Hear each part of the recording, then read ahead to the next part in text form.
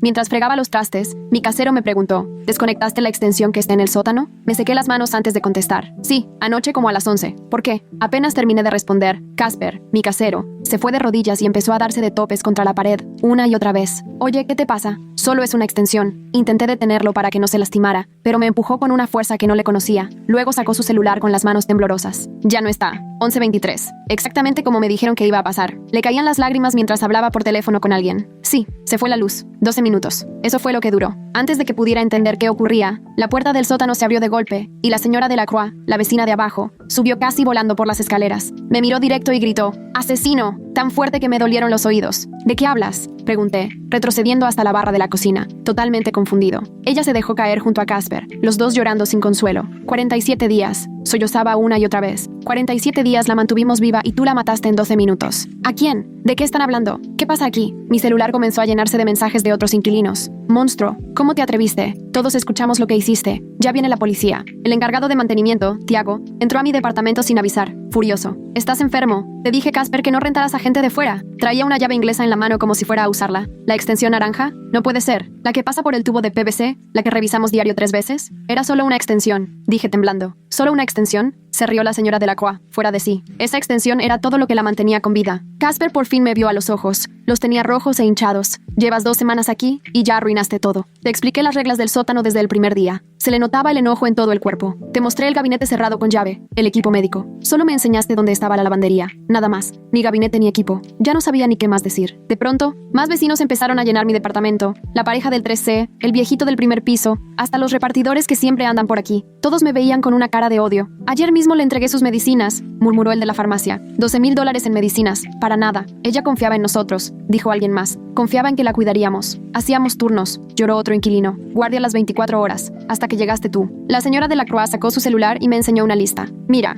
ni siquiera apareces en el rol de cuidados, porque te negaste a ayudar cuando te lo pedimos. ¿Qué rol ni qué nada? Nadie me pidió nada. Las sirenas ya sonaban afuera. Por la ventana vi 3 patrullas y una ambulancia, pero la ambulancia ni prisa llevaba. Los paramédicos caminaban lento, como si ya supieran que era demasiado tarde. 11:23, repetía Casper. Las máquinas habrían sonado a las 11:11, en cuanto se cortó la luz. La batería dura 12 minutos, 12 minutos de oxígeno. Sentí un frío en el estómago. El zumbido, susurró alguien. Seguro escuchaba el zumbido de las máquinas por el techo. ¿Cómo no te diste cuenta? Estuvimos tan cerca, lloraba la señora Delacroix. La operación de pulmón era la próxima semana. Solo necesitaba una semana más. 2 policías entraron a mi departamento. Uno ya llevaba las esposas listas. Señora, tiene que acompañarnos. No sabía, supliqué. No había ningún letrero. Nadie me explicó nada. ¿Cómo iba a imaginar que ese cable naranja era el soporte vital de alguien? La cara de Casper se puso aún más oscura. Esa extensión subía por el techo hasta el departamento de la señora Antonov. Su nieta, Vera, 7 años, fibrosis quística, su ventilador, su concentrador de oxígeno, su bomba de alimento. Todo estaba conectado ahí. La luz se fue a las 11:11 cuando la desconectaste, dijo la señora Delacroix. La batería solo aguanta 12 minutos. A las 11:23 su ventilador se apagó. Se asfixió dormida mientras su abuela estaba en el baño. Una niña se murió porque desconectaste la extensión para poner tu lavadora, escupió Tiago. Pero no había ningún aviso, nada que dijera que era equipo médico. Yo ya estaba llorando también. El policía se acercó y me puso las esposas. Queda detenida por homicidio imprudencial. Sentí el metal helado cerrándose en mis muñecas mientras el policía me leía mis derechos, pero yo solo escuchaba un zumbido. Las piernas ya no me respondían y me habría caído si el otro policía no me agarra del brazo. Los vecinos se arrimaron más, mirándome con rabia mientras me llevaban hacia la puerta. La señora Delacroix escupió a mis pies. Tiago levantó la llave inglesa como si quisiera pegarme. La pareja del 3C sacaba fotos, y el viejito del primer piso solo me miraba vacío. Ya en el primer escalón, las piernas se me doblaron y el policía casi tuvo que arrastrarme. Cada paso costaba como si caminara en lodo. El pasillo y el vestíbulo se llenaron de gente. El de la farmacia negó la cabeza despacio. Alguien me aventó una bola de papel. La patrulla estaba frente a la puerta con las luces prendidas. El policía me agachó la cabeza y me subió al asiento de atrás. Por la ventana vi a Casper dejándose caer contra el muro del edificio. El camino a la estación duró 20 minutos que se hicieron eternos. Las esposas me apretaban cada vez que pasábamos un bache. Ya en la estación me metieron por una puerta lateral a un cuarto con luces y cámaras por todos lados. Una mujer policía me tomó los dedos uno por uno, los pasó por tinta y luego los presionó en unas tarjetas. Me levantó la cara de la barbilla para las fotos. Intenté explicarle lo del cable, que nadie me avisó, pero solo siguió en lo suyo. Otro oficial me pidió todo lo de valor y las agujetas. Me temblaban tanto las manos que no podía ni quitarme los aretes. El de registros tecleaba sin mirarme. Me preguntaron si tenía alguna enfermedad, alergias, a quién avisar en caso de emergencia. Solo pude darle el número de Gabriela entre llanto y hipo. Me dijeron que podía hacer una llamada. El teléfono de monedas en la pared estaba pegajoso y olía a cigarro viejo.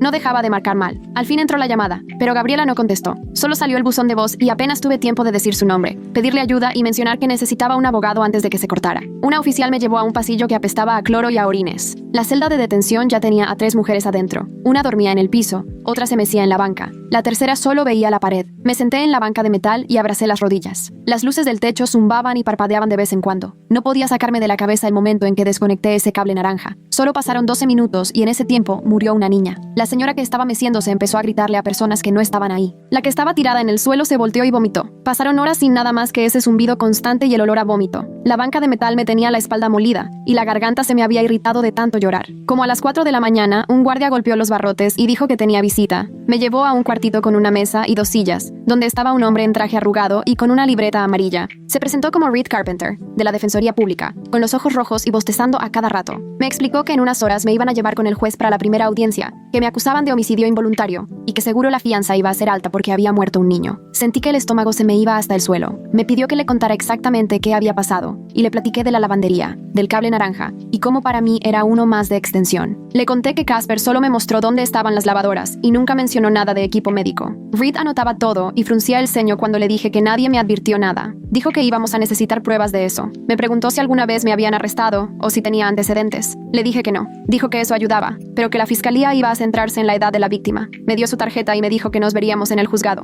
De regreso en la celda traté de dormir, pero no podía dejar de temblar. La audiencia fue a las 10. Nos trajeron unos uniformes naranjas para ponernos. El mío me quedaba nadando y apestaba a sudor. Nos encadenaron juntos para llevarnos a la corte. La sala estaba llena y alcancé a ver a varios inquilinos del edificio sentados en las bancas. La fiscal, Ivy Stevens, tenía el cabello perfecto y un traje negro. Se paró y empezó a decir que por mi culpa, por actuar sin pensar, se había muerto un niño. Usó palabras como negligente, descuidada y prevenible. El juez me veía por encima de sus lentes mientras ella hablaba. Cuando le tocó a Reed, dijo que yo no tenía antecedentes y que tenía trabajo estable. El juez fijó la fianza en $50,000 y sentí que las piernas no me aguantaban otra vez. Reed habló de planes de pago y fiadores. Los guardias me empezaron a sacar cuando vi a Gabriela al fondo, pegada al vidrio. Me dijo con los labios que iba a arreglarlo. Verla me rompió por dentro. Lloré tanto que el guardia tuvo que sostenerme. Ya en la celda, me hice bolita y esperé. Las horas se me hicieron eternas. La mujer gritona ya no estaba, pero metieron a 2 nuevas. Una de ellas me reconoció por las noticias y me empezó a decir asesina de bebés hasta que el guardia la cayó. Por fin, como a las 3, llamaron mi nombre para soltarme. Gabriela, quién sabe cómo consiguió el dinero. Salir fue más papeleo y recoger mis cosas. El teléfono estaba sin pila, las agujetas de los zapatos todas enredadas. Me dieron fecha de corte y una lista de condiciones para la fianza. Nada de contacto con los inquilinos, no salir del estado, reportarme cada semana. Al salir por fin, el coche de Gabriela estaba prendido en la banqueta. Me abrazó tan fuerte que casi no podía ni respirar. Nos fuimos 1 hora hasta su departamento porque no podía regresar a mi casa. La administración ya había empezado el trámite de desalojo. Gabriela alcanzó a sacar ropa mía antes de que cambiaran las chapas. Me senté en el asiento del copiloto y en cuanto el teléfono prendió, vi docenas de mensajes, correos de voz, textos diciéndome asesina, monstruo, mata bebés. Salía mi foto de ficha policial en las noticias, comentarios de desconocidos deseando que me muriera, un correo de mi trabajo avisando que estaba suspendida mientras investigaban. No paraba de temblar mientras borraba mensajes uno tras otro. Al día siguiente, mientras veía el techo de Gabriela sin poder dormir, sonó el teléfono. Reed me habló para decirme, con la voz cansada, que la fiscalía seguía con el cargo de homicidio involuntario, que como máximo eran 5 años de cárcel. Sentí que el cuerpo se me quedaba frío.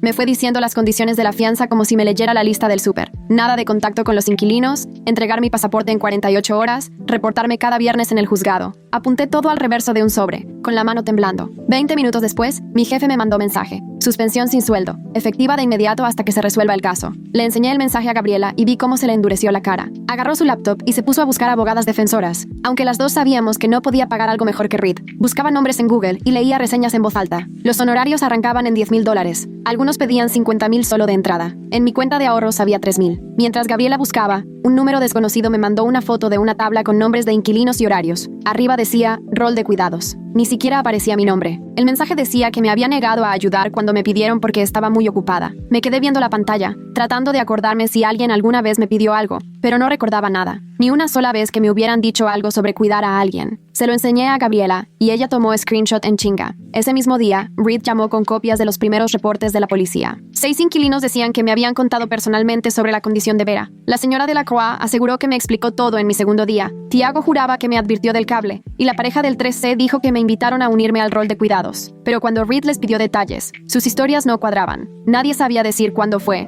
ni la hora, ni el día. Uno decía en la mañana, otro en la noche, uno en el pasillo, otro junto a los buzones. Reed dijo que eso nos ayudaba, pero que a la fiscal no le iba a importar. Esa noche no pude cerrar los ojos sin ver el cable naranja. Cada vez que me iba quedando dormida, me imaginaba a Vera luchando por respirar, sus pulmoncitos esforzándose mientras se acababa el oxígeno. La alarma del ventilador sonando sola en un cuarto vacío. Me levanté al baño, y las piernas no me respondían. Gabriela me encontró tirada en el piso de su baño a las 3 de la mañana, llorando tan fuerte que ni hablar podía. Me abrazó mientras yo repetía una y otra vez que había matado a una niña. Ella no me dijo que no era cierto. Me abrazó con más fuerza. 3 días después de que me arrestaron, Gabriela consiguió una abogada defensora, Miriam Ellis, que era experta en casos de negligencia, y aceptó vernos después de escuchar de qué iba el asunto. Su despacho estaba en una placita, entre un salón de uñas y una agencia de impuestos. Miriam escuchó toda mi historia sin interrumpirme una sola vez, y cuando terminé solo me hizo una pregunta. ¿Por qué había un equipo de soporte vital conectado a una extensión eléctrica en un sótano compartido? No supe qué contestar. Tomó mi caso por $8,000, que Gabriela pagó con 2 tarjetas de crédito. De inmediato, Miriam pidió todos los registros y permisos del edificio, y, en menos de una semana, descubrió que el lugar no tenía autorización para instalar equipo médico y que la instalación eléctrica rompía 7 códigos de la ciudad. Me explicó que eso no borraba lo que yo hice, pero sí mostraba un patrón de negligencia más allá de mis acciones. La audiencia preliminar quedó programada para 2 semanas después. Ese día vomité 2 veces de los nervios. El juzgado era más pequeño de lo que imaginaba. Ivy Stevens estaba de pie en la mesa de la fiscalía, impecable en su traje negro. Como primera prueba, puso la grabación de la llamada al 911. La voz de la señora Antonov llenó la sala suplicando ayuda, diciéndole a la operadora que su nieta no respiraba. La despachadora le preguntó si sabía hacer RCP, y la señora Antonov, entre llantos, decía que la máquina había dejado de funcionar. Todos en la galería lloraban. Hasta el juez se limpiaba las lágrimas. Yo sollozaba tan fuerte que Miriam tuvo que sostenerme para que no me derrumbara. El siguiente en pasar fue el médico forense, Ernest Platt, que explicó con palabras sencillas cómo el ventilador de Vera se apagó exactamente 12 minutos después de que se fue la luz, cómo sus pulmones dañados no podían funcionar solos y cómo habría sobrevivido si no hubieran cortado la electricidad. Mostró una gráfica con la cronología: 11:11 p.m., corte de luz, 11:23 p.m., paro respiratorio. La muerte se confirmó a las 11:47 p.m., después de que los intentos de reanimación no funcionaron. Salí corriendo y vomité en el bote de basura del pasillo. El alguacil me siguió, pero no dijo nada. Solo me dio un pañuelo y esperó a que me calmara para volver. Miriam dedicó el resto de la audiencia a pedir registros, todos los reportes de inspección del edificio de los últimos 5 años, toda la correspondencia entre Casper y las autoridades de la ciudad sobre permisos, y todos los correos relacionados con la instalación del equipo médico. El juez autorizó todo. 2 días después, Miriam me llamó con los resultados. 6 meses antes, Casper había solicitado permisos para instalar un sistema eléctrico apto para equipo médico, pero la ciudad se los negó porque el panel principal del edificio no soportaba la carga. En vez de actualizarlo, Casper optó por pasar una extensión eléctrica por el techo del sótano,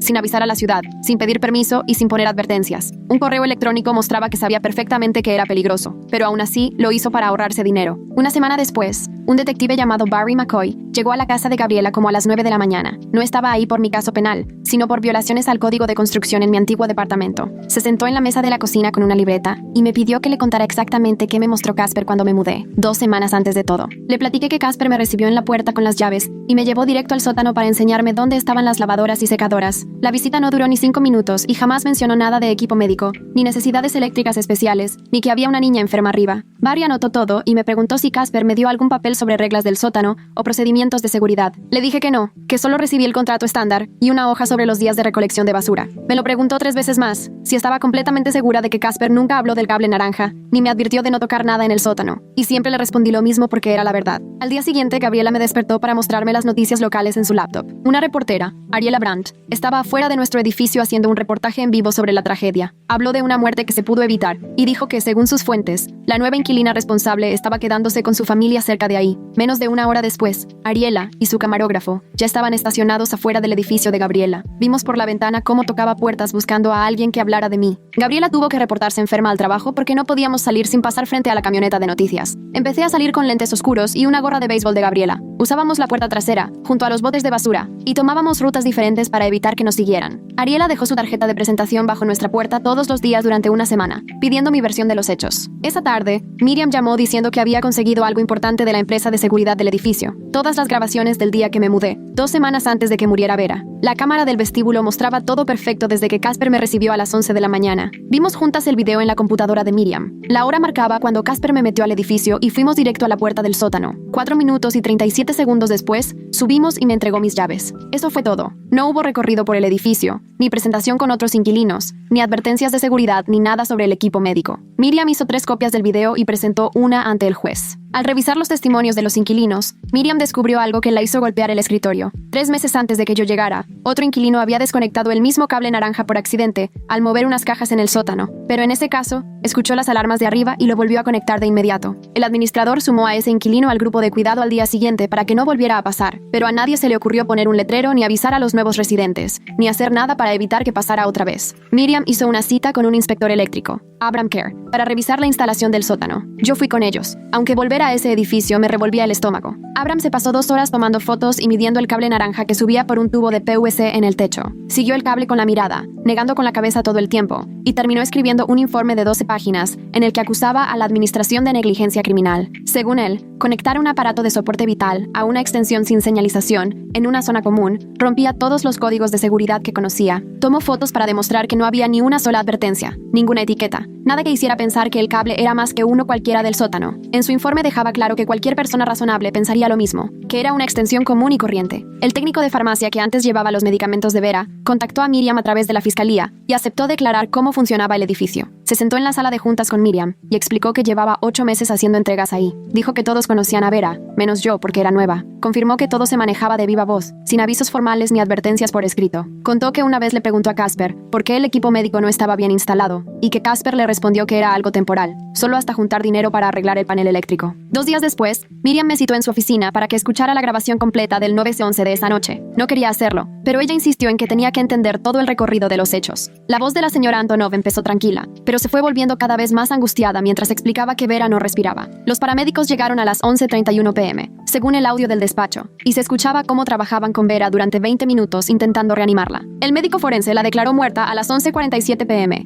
y para ese momento, me di cuenta de que yo ya había regresado a mi departamento, sin tener idea de que una niña se estaba muriendo justo un piso arriba. Miriam sacó una libreta grande y pasamos 3 horas armando una línea de tiempo detallada de esa noche. Los recibos de la lavandería que traía en la bolsa mostraban que empecé una carga a las 10:45 p.m. El apagón se registró a las 11:11 p.m., según los datos eléctricos que Miriam pidió por la vía legal. Yo seguía en el sótano hasta eso de las 11:15, cuando mejor me rendí y subí. Esa línea de tiempo dejó claro que el respaldo de batería de solo 12 minutos no servía para un aparato médico tan importante. Miriam recalcó que cualquier instalación médica decente tendría respaldo de varias horas, no de minutos. Encontró mi contrato de arrendamiento en sus archivos y lo comparó con los de otros inquilinos que el fiscal presentó como pruebas. En los de ellos venía un anexo sobre reglas del sótano y equipo médico que debían firmar, pero mi contrato ni siquiera incluía ese anexo. Casper declaró que sí me lo dio, pero sus propios registros confirmaban que nunca obtuvo mi firma, y en los archivos del edificio estaban las hojas de firmas de todos menos la mía. La siguiente semana, el detective McCoy entrevistó a Tiago, y la transcripción fue muy reveladora. Al principio, Tiago aseguró que me advirtió sobre el cable al día siguiente de que me mudé, pero cuando McCoy le pidió detalles de cuándo y dónde ocurrió esa conversación, su historia empezó a tambalearse. Primero dijo que fue en el pasillo,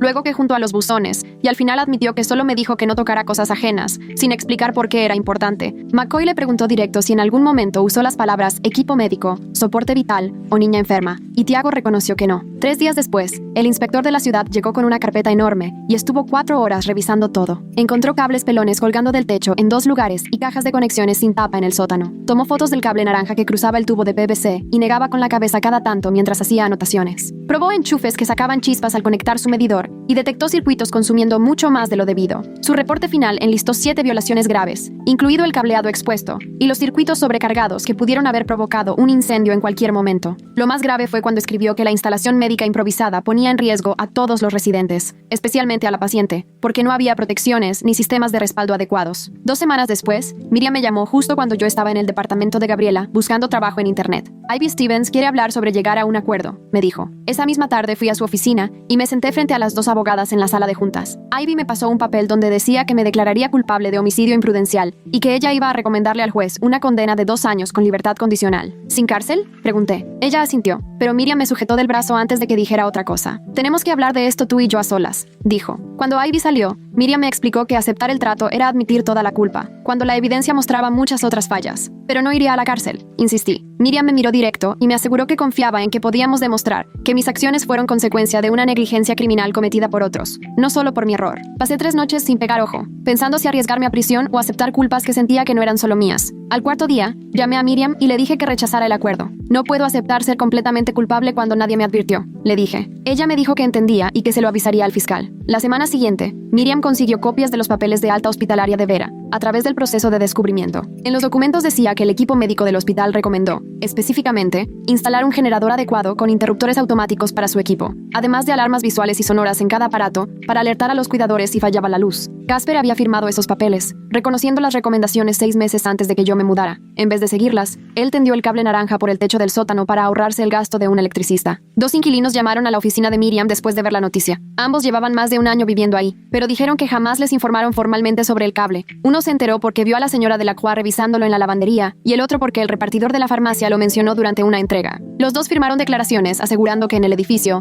todo se manejaba de manera informal y que no existía ningún sistema oficial para informar a los residentes sobre temas críticos de seguridad, lo cual iba totalmente en contra de lo que decía la fiscalía, que aseguraba que todos estaban enterados del sistema de soporte vital. Fue más o menos por esos días que empezaron las pesadillas, siempre iguales. Escuchaba alarmas de ventiladores sonando en algún lugar, pero nunca lograba encontrar de dónde venían. Corría por pasillos que parecían no tener fin, buscando la fuente del ruido, y el pitido solo se hacía más fuerte y angustiante. Me despertaba empapado en sudor, a veces incluso gritando, asustando a Gabriela cuando me quedaba en su casa. Ella consiguió el contacto de una terapeuta especialista en trauma a través del seguro médico, pero la consulta costaba $150 por sesión, y yo no tenía cómo pagarla sin trabajo. Aún así, Gabriela me ayudó cubriendo la mitad. 3 días después, Gabriela salió rumbo al trabajo y se encontró una foto escolar de Vera bajo el parabrisas, una niña de cabello castaño y sonrisa enorme, y sobre la foto, alguien había escrito «Asesino», con marcador rojo. Llamamos a la policía e hicimos el reporte, pero el oficial nos dijo que, como no había cámaras en el estacionamiento, poco podían hacer. De ahí empezaron a llegar cartas anónimas al departamento de Gabriela dirigidas a mí, acusándome de asesino de niños y diciendo que merecía morir. Alguien incluso abrió una página de Facebook llamada Justicia para Vera, donde pusieron mi foto y datos de dónde me estaba quedando. Terminamos cambiando las chapas de Gabriela después de ver rayones alrededor de la cerradura una noche. Miriam organizó que otro perito revisara el sótano,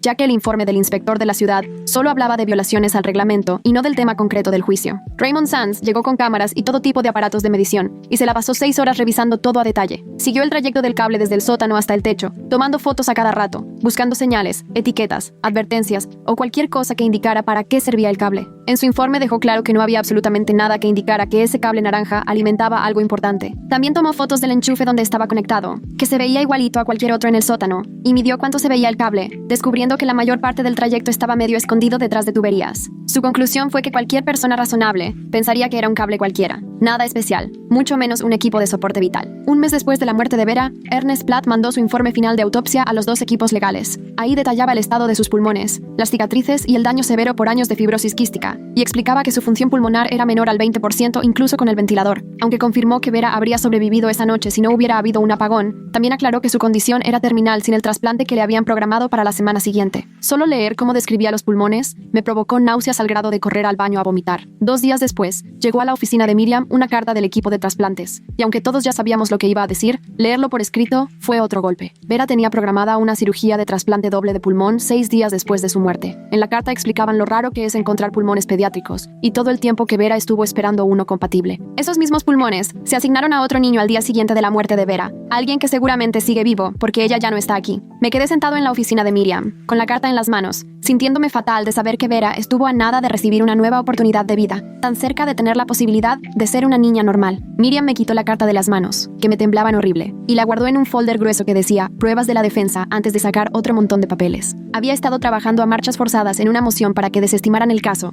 escribiendo hasta la madrugada según me contó su asistente, y ya estaba lista para presentarla en el juzgado. La moción argumentaba que la verdadera causa de la muerte de Vera fue la negligencia de Casper al no mantener el edificio, ni poner señales en el equipo de soporte vital, y no que yo desconectara un cable sin identificar. Esa misma tarde, nos llevó al juzgado y presentó las 20 páginas del documento ante el secretario, que lo selló y nos dio fecha para la audiencia, 3 semanas después. Cuando por fin llegó la audiencia, el juez no desechó los cargos, pero sí reconoció en el acta que las muchas violaciones al reglamento y la falta de seguridad en el edificio influyeron mucho en la tragedia. Al salir, el detective McCoy se acercó a Miriam en el pasillo mientras yo estaba en el baño, y cuando regresé, me contó que él le había dicho algo importante, aunque solo de forma extraoficial. En toda su carrera, nunca había visto una negligencia tan grave en un edificio donde vivía una niña con problemas médicos tan serios, y aunque no podía decirlo abiertamente, Para él, el verdadero crimen era la forma en que Casper había ahorrado costos a costa de la seguridad, volviendo el lugar una trampa mortal. Esa noche, en el departamento de Gabriela, me senté en la mesa con un cuaderno y una pluma, escribiendo páginas y páginas de disculpas para la señora Antonov, explicando que apenas tenía 2 semanas de haberme mudado,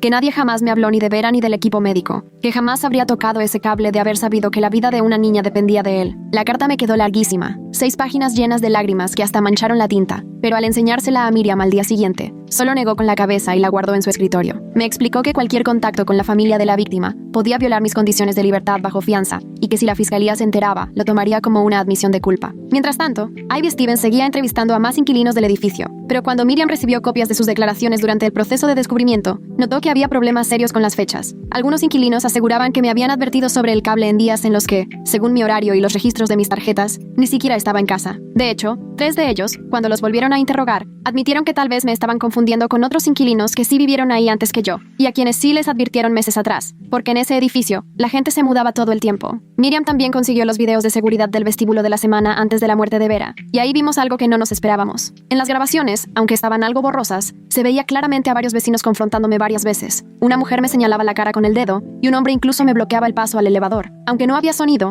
Miriam contrató a una experta en leer labios que confirmó que me estaban llamando antipático y antisocial, porque no fui a la cena de convivencia del edificio. En un escrito extra, Miriam argumentó que ese acoso explicaba por qué tal vez no me incluyeron en los avisos importantes sobre el equipo médico. Lo de Casper se supo ya por la vía oficial una semana después, cuando la oficina del abogado de la ciudad dio una conferencia de prensa para anunciar que iba a enfrentar cargos penales por violar el reglamento de construcción y poner en riesgo a menores. Detectaron 17 violaciones diferentes que ponían en peligro a los residentes, entre ellas la instalación ilegal del equipo médico, que fue justo lo que terminó contribuyendo a la muerte de Vera. Ese nuevo proceso penal contra Casper fue un punto a nuestro favor, y Miriam lo metió de inmediato en la estrategia de defensa. 2 días después de que se supo lo de los cargos, Ivy Stevens le marcó a Miriam con una nueva propuesta de acuerdo. En vez de homicidio involuntario con posibilidad de cárcel, ahora ofrecía que todo quedara en un delito menor por poner en riesgo a otros, con 2 años de libertad condicional y 200 horas de servicio comunitario. Miriam dijo que eso era señal clara de que su caso tenía puntos débiles, sobre todo ahora que Casper también tenía problemas legales, y me sugirió que lo pensara seriamente. Yo sentía que necesitaba entender bien lo médico antes de decidir algo,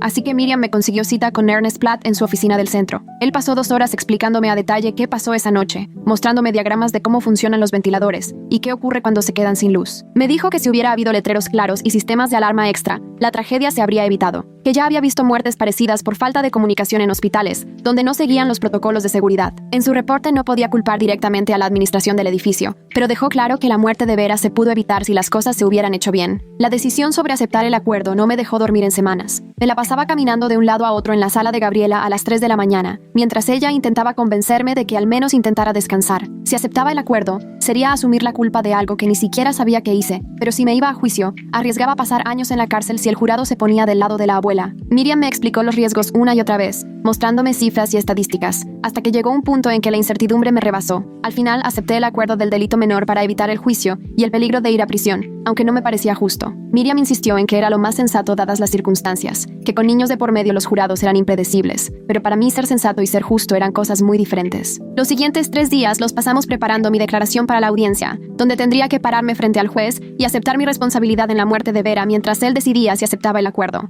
Miriam me enseñó exactamente qué decir, cómo mostrar remordimiento sin admitir más de lo indispensable, cómo reconocer el dolor de la familia sin decir que yo sabía lo del equipo médico. Practiqué la declaración una y otra vez en la sala de juntas de Miriam, pero nunca logré llegar al final sin que se me quebrara la voz al decir que Vera solo tenía 7 años. Cuando llegó el día de la audiencia, me temblaban tanto las manos que ni siquiera podía abotonarme la camisa. Gabriela tuvo que ayudarme a vestirme con el traje negro formal que Miriam recomendó para verme más responsable. Las escaleras del juzgado se me hicieron eternas y sentía que todo el que nos cruzábamos me veía directo. Ya adentro, vi a la señora Antonov en la primera fila, acompañada de varios familiares. Se veía mucho mayor que cuando la encontraba en los pasillos, el rostro completamente marcado por el dolor. Miriam me llevó a la mesa de los acusados, y ahí nos sentamos a esperar al juez. Cuando por fin entró, todos nos pusimos de pie, y sentí que las piernas me iban a fallar del puro nervio. El juez revisó los papeles como si se fuera a llevar toda la mañana, hasta que al fin me preguntó si entendía el acuerdo. Apenas pude responder que sí, con la voz bajísima. Me pidió que dijera mi postura sobre el cargo de poner en peligro a otra persona por negligencia. Me paré y repetí lo que Miriam me enseñó, que no me oponía oponía al cargo.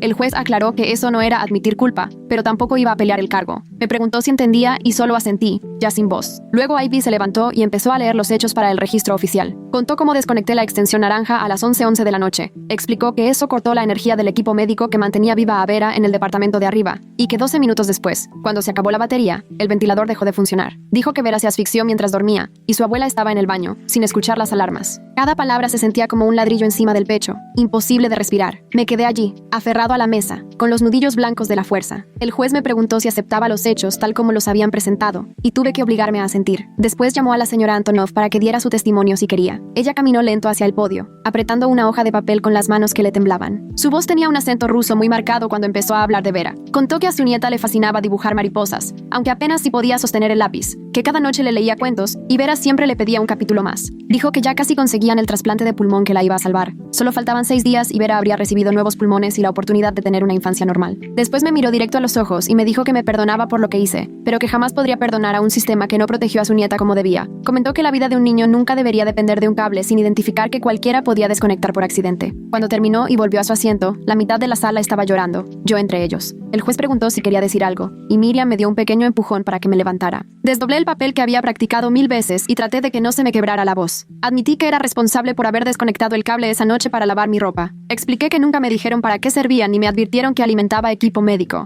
Dije que, de haberlo sabido, jamás lo hubiera tocado, aunque tuviera que esperar horas. Miré a la señora Antonov y le pedí perdón en persona, asegurándole que esa culpa la iba a cargar el resto de mi vida. Le confesé que todos los días deseaba poder regresar el tiempo y evitar lo que pasó esa noche. La voz se me cortó de plano al final y tuve que sentarme. El juez se tomó varios minutos revisando sus apuntes antes de dar su veredicto. Aceptó el acuerdo y me sentenció a 2 años de libertad condicional, tal como la fiscalía pidió. Me puso además 200 horas de servicio comunitario para cumplir en el primer año y una multa de $5,000, aunque me dejó pagar a plazos. Reconoció que los problemas del edificio fueron clave en la tragedia, pero dijo que yo seguía siendo responsable por no ser más cuidadoso. Mencionó que la muerte de la niña fue resultado de varias fallas del sistema, incluida mi negligencia. Golpeó el mazo y así de rápido ya era formalmente un delincuente condenado. Las siguientes 2 semanas fueron un torbellino de juntas de libertad condicional y solicitudes de trabajo que nunca llegaban a nada. Luego Miriam me avisó que Casper también tuvo su audiencia por las violaciones en el edificio. Él se declaró culpable de varios cargos, como poner en peligro a un menor y violar normas eléctricas. El juez le dio multas y libertad condicional, pero nada de cárcel, lo cual sinceramente se sentía como una burla después de todo lo que pasó. Al final clausuraron el edificio y todos los inquilinos tuvieron que irse en menos de un mes. La señora Delacroix y los demás que me gritaron esa noche también perdieron su hogar. Todo eso parecía una justicia vacía, porque nada le iba a devolver la vida a Vera. El acoso de los exinquilinos fue bajando poco a poco en las semanas siguientes, aunque de vez en cuando todavía me llegaba algún mensaje. A veces alguien me mandaba un texto que decía "asesino de niños" desde un número desconocido, o me dejaban mensajes de voz llenos de odio.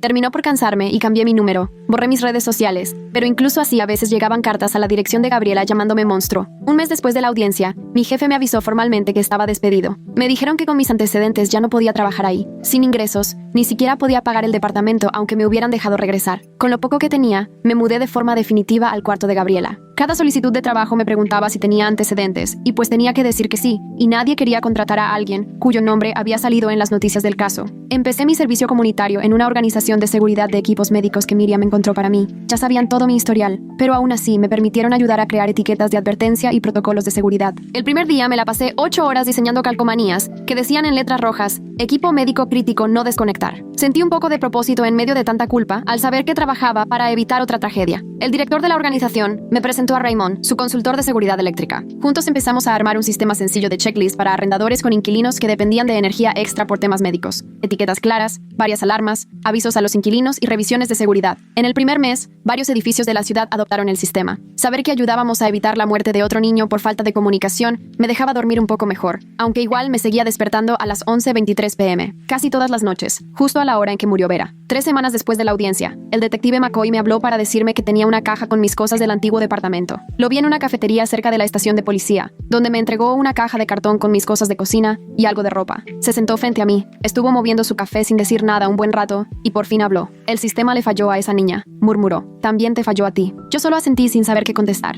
Se levantó y se fue sin decir nada más, pero ese reconocimiento me quitó un poco el peso del pecho. Al día siguiente, Miriam me llamó a su oficina para revisar el papeleo final de mi caso. Sacó una carpeta llena de documentos y me explicó el plan de pagos que armó para sus honorarios. Podía darle $50 al mes durante los próximos 3 años, que era lo único que podía pagar sin trabajo. Cerró la carpeta y me miró muy seria. He defendido a verdaderos criminales. Tú no eres uno de ellos. Sus palabras no borraron la culpa, pero sí me dejaron respirar un poco más en paz esa noche. Después de eso, el tiempo se me fue raro. Había días que parecían eternos, y otros que se iban volando, y ni cuenta me daba. 5 meses después de la muerte de Vera, por fin logré escribir la carta para la señora Antonov, que llevaba intentando hacer desde la noche que me arrestaron. Llené 3 hojas de disculpas y explicaciones. Las rompí, y empecé de nuevo 4 veces. Al final solo escribí una página, diciendo cuánto lo sentía, y que ojalá pudiera cambiar lo que pasó. Se la di a Miriam para que la enviara desde su oficina, ya que yo no podía contactar a la familia directamente. Pasaron 2 semanas sin respuesta, como ya me lo esperaba, pero necesitaba mandarla. A los 6 meses de libertad condicional, tuve mi revisión en el juzgado un martes lluvioso. Mi oficial revisó el expediente y confirmó que estaba haciendo trabajos temporales en un almacén y un supermercado. Me preguntó por la terapia y le expliqué que iba cada semana por el TPT. Ya no tenía tantas pesadillas, pero todavía no podía lavar mi ropa sin revisar 3 veces cada cable antes de enchufar algo. A veces me quedaba en la lavandería, parado hasta 20 minutos, sin poder conectar nada porque me quedaba viendo los enchufes. Ella me dio el visto bueno y programó mi siguiente cita para dentro de 3 meses. Esa misma semana, me aventé el viaje hasta un parque al otro lado de la ciudad,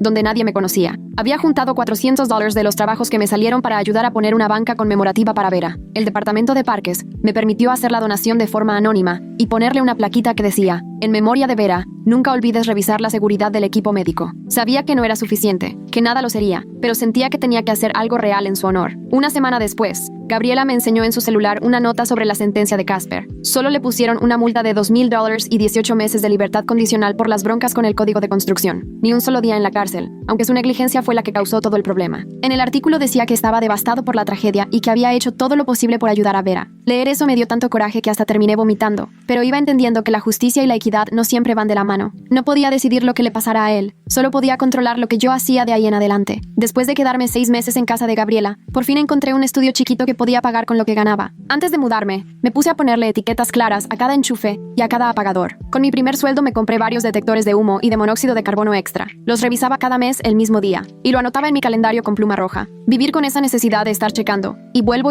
a checar, era cansadísimo, pero era la única manera en que podía seguir adelante. Mi terapeuta le llamaba hipervigilancia, y decía que tal vez se me iba a pasar con el tiempo, pero la verdad yo ya no me imaginaba volviendo a relajarme con la seguridad nunca más. 7 meses después de esa noche horrible, la Organización de Seguridad de Equipos Médicos, donde había sido voluntario, me ofreció un trabajo de planta. Necesitaban a alguien para ayudar a desarrollar materiales de capacitación para dueños y administradores de edificios sobre seguridad eléctrica en equipos médicos. Mi supervisora ya sabía toda mi historia porque había salido en las noticias, pero me dijo que mi experiencia podía salvar vidas. Pasaba mis días armando listas de verificación y sistemas de alerta, escribiendo protocolos que detallaban cómo marcar y proteger los circuitos médicos importantes. Cada vez que diseñaba una etiqueta, cada protocolo de seguridad que escribía, pensaba en Vera y en cómo una simple etiqueta roja en ese cable naranja le hubiera podido salvar la vida. El peso de su muerte siempre me va a acompañar, pero por lo menos ahora siento que hago algo para que no se repita otra tragedia igual. Gracias por estar conmigo en todo esto. Sigo teniendo un montón de preguntas, pero pues así funciona mi cabeza. Nos vemos a la próxima. Si leíste hasta aquí, déjame un comentario. De verdad me gusta mucho leer lo que escriben.